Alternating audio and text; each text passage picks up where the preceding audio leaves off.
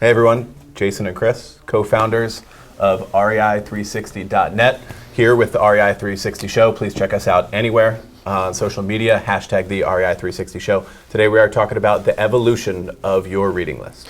As you evolve in life and business, so does your reading list. Check it out right now.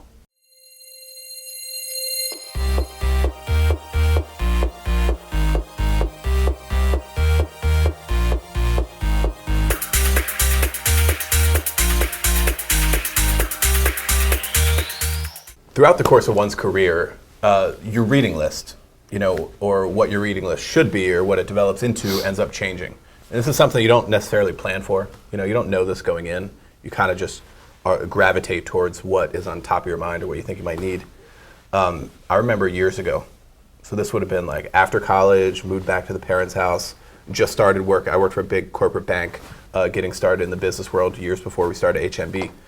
And I remember at that point in time, I gravitated towards like the well-known kind of mindset and like business books that have been around forever, like How to Win Friends and Influence People, Think and Grow Rich by Napoleon Hill, like some of the staples that have been around for generations. Rich Dad, Poor Dad. Yeah, not generations, but decades. Yes, stuff that's been around, stuff that wasn't necessarily industry or business specific. Mm-hmm. It was mindset related of, hey, it was kind of like an adult reading list of now that I'm a grown up, like these are cool things that I really that I'm interested in. Mm-hmm. And a lot of them, can be beginner, can be advanced, depending on who's reading it and what time of your life you're reading them. Yeah, I remember when I really had no knowledge of that. Like my reading prior to that was like literature in college, and I've always read. And my dad was like, okay, if you're interested in business, read these 5. And just start there. Exactly. Who Moved My Cheese, stuff like that. There's a lot of different books like that. And back then in the early 2000s, it was typically books. Blogs weren't really around yet, and certainly not podcasts. So they started. Podcasts weren't around. Books on tape. Yeah, books on tapes, and then they turned to CDs. Now they're iTunes, Audible.com, things like that. Yeah, so that's exactly right. That's typically the place that you should start. Start there. Yeah. Learning mindset.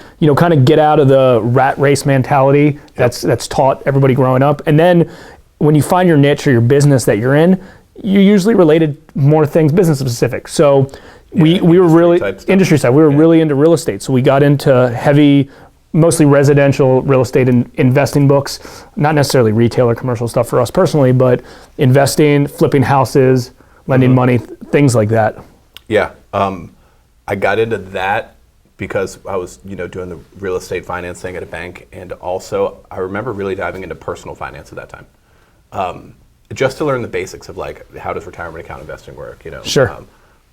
Whatever, life insurance, just base. And I remember a lot of that stuff. Of course, we apply it more later on as you grow up as an adult, as a business person. But I remember saying, all right, I just want to knock this personal finance stuff out just so I'm competent. Yeah. And I find that today, like people our age or older, might not have the basics of like personal finance, like 101 type stuff. And a lot of them just say, "Oh, that's not for me. I'm not interested in that." But it's very relevant. If you're an adult, this applies to you. It's very relevant. So going back to the evolution of your reading list. You start with kind of specific mindset stuff, then you go into more industry related stuff. And then after that, with the general real estate stuff, then all of a sudden the blogs started getting popular, and when the blogs were getting popular, it was really easy to access information as long as you knew which ones were credible and which ones weren't, because that's always a big thing with reading is this person educated enough to teach on this to teach on this topic, and that's obviously why a recommended reading list is so powerful from somebody who's similar to you than just saying, oh, this has a good title, this is a good marketing title, I want to gravitate towards that. So the next step was getting into business books, higher level business books as an entrepreneur. Business books after the industry specific stuff. Exactly. As you're growing your business, books related to hiring or managing employees, growth, marketing, specific things that all businesses have, not just real estate investors. Okay. E-Myth type stuff. Exactly. Probably 4-Hour Workweek came out around that time. And they're all really crazy how those things change. And when we both remember reading books, back in the day, like, you're not really qualified to read a 4-Hour Workweek book if you don't really have you know, if you're not in the right industry or you're starting out, right? Like you can get stuff There's a lot to of that. mindset, but like, yeah, I know what you mean. You can get stuff from it, but you know, I read E-Myth when I was starting out, and then I reread E-Myth like 2 years ago, and I got completely different stuff out of it. That particular book Yeah. is, yeah. And you know, in a few years from now, I'm going to reread it again. There's going to be very different things. So, you know, I feel like a lot of entrepreneurs and business owners who have been in business for a while, they spend a lot of their time on general business books and not industry related stuff. Yeah.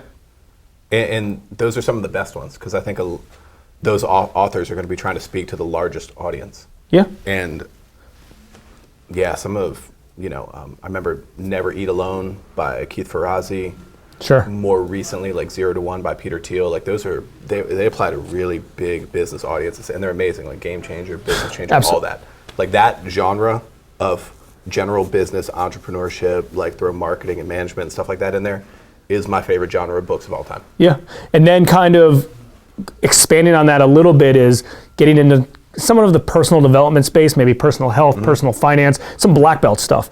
You know, we both, you know, you completely finished reading Warren Buffett's book, The Snowball. I'm about halfway through it. It's a 40-hour audiobook, which is just a ton of time. Yeah. And there's always so much content to consume. But I've gotten so much, you know, personal finance out of that, as well as Tony Robbins' new book that came out. So it's one of those things that, you know, if you kind of just follow this evolution of a reading list and go from books to podcasts to blogs, I mean, there's so much content out there, especially a lot of good free content out there. Yeah. But it's, you know, it's not like we made that evolution up. That's just kind of been the way that we've seen it, you know, be fit. And it seems to work out great. So, you know, hopefully you know, you agree with some of these things, and depending on where you are in your businesses right now, you know, consider some books, you know, along that chain.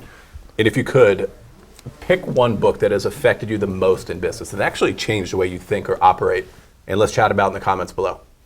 Thanks, guys, for checking us out, and we'll see you next time. Thanks.